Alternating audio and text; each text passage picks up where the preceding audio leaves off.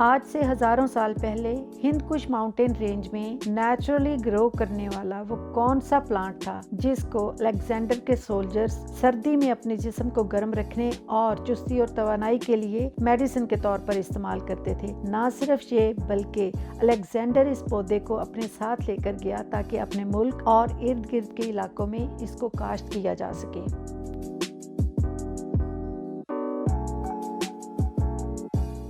अस्सलाम वालेकुम everyone. Natural healing की इस वीडियो सीरीज के इस एपिसोड में आज हम आपको इसी हर्ब के बारे में बताएंगे जिसे उर्दू में हींग और इंग्लिश में एसाफोटिडा कहते हैं, जो अपने हेल्थ एंड मेडिकल बेनिफिट्स के साथ साथ अपने कलनरी यूज की वजह से भी बहुत मशहूर है। यानी उसका इस्तेमाल ना सिर्फ खानों की ग़िज़ाइयत बल्कि जायका भी बढ़ा देता है। इंडिया में हींग का इस्तेमाल बहुत बड़े पैमाने पर किया जाता है क्योंकि ये उनकी रसोई की एक ज़रूरी आइटम है, क्योंकि वो हर सब्जी और दाल में इसका बिखार लगाते हैं या मसाला भूनते हुए इसका इस्तेमाल किया जाता है। और भारत में सालाना $100 मिलियन की हींग एक्सपोर्ट होती है, जो कि 7 करोड़ के लगभग है। जबकि हमारे यहाँ यानी पाकिस्तान में इसको हकीमी नुस्खों या घरेलू टोटकों में ही इस्तेमाल किया जाता है, यानी खानों में इसका इस्तेमाल तकरीबन ना होने के बराबर है। तो हींग के हेल्थ बेनिफिट्स के बारे में बात करने से पहले थोड़ी सी आपको इसकी अंडरस्टैंडिंग देते हैं कि हींग असल में है क्या।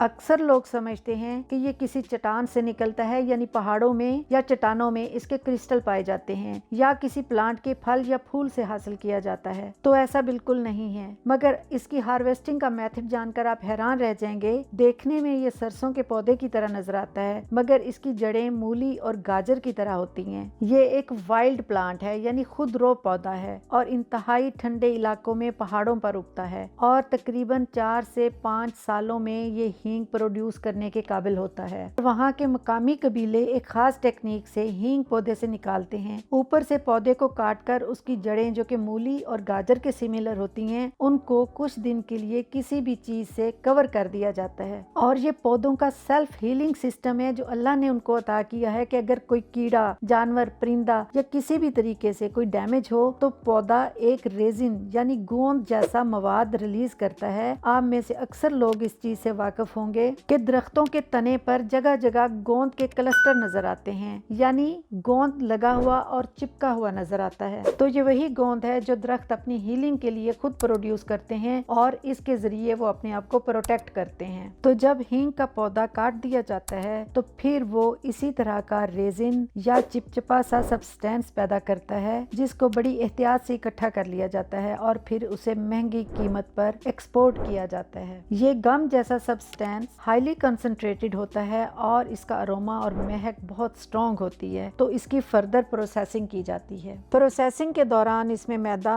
और खाने वाली गोंद शामिल की जाती है और इस तरह फिर ये आपके टेबल और आपके किचन तक पहुंचती है। इसकी ज्यादातर काश्त अफगानिस्तान में होती है और अफगानिस्तान एसाफोटिडा का सबसे बड़ा एक्सपोर्टर है। अफगान लैंग्वेज में इसको एनगोजा कहते हैं और एनवायरमेंटल सिमिलरिटीज की वजह से ताजिकिस्तान, कजाकिस्तान, उज़्बेकिस्तान और ईरान में भी ये पौधा कल्टीवेट किया जाता है। इस एज ओल्ड मेडिसिनल प्लांट के अमेजिंग हेल्थ बेनिफिट्स जानने के लिए हमारी वीडियो का पार्ट 2 जरूर देखें और इसके लिए बेल बटन को हिट करें ताकि हमारी लेटेस्ट अपलोड्स को आप रीच आउट कर सकें। With that I conclude my video. Stay blessed and happy. Long live Pakistan.